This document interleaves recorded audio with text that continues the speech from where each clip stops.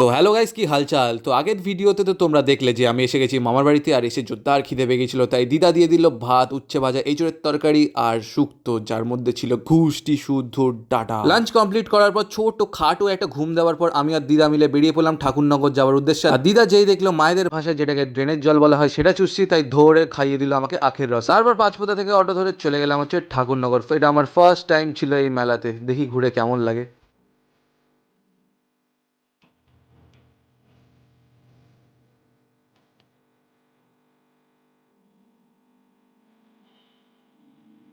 আর এইটা হলো সেই পুকুর যেখানে মানুষ দূর দূর থেকে এসে স্নান করে তাদের মনস্কামনা পূরণ করার জন্য। আমার কিন্তু বেশ ভালোই লাগলো। তো চল এবারে আমি চলে যাচ্ছি বাড়ি, কারণ পুরো শরীর টায়ার্ড হয়ে গেছে। ভাবলাম বাড়ি গিয়ে একটু ঘুমাবো, কিন্তু এর কি আর শান্তি আছে? জীবনেই শান্তি দেবে না আমাকে। তো দাদা এত তাড়াতাড়ি কি ঘুমিয়ে পড়লে হয়? একটু খেলা করো আমার সাথে। কাল করবো, প্লিজ আমাকে এবার ঘুমোতে দে। আচ্ছা ঠিক আছে, আজকের মতো তোমায় ছেড়ে দিলাম, কিন্তু কালকে তোমায় দেখে নেবো। আচ্ছা ঠিক আছে, এবার আমি যাই, টাটা। তোমরা চ্যানেলটাকে সাবস্ক্রাইব করে দাও।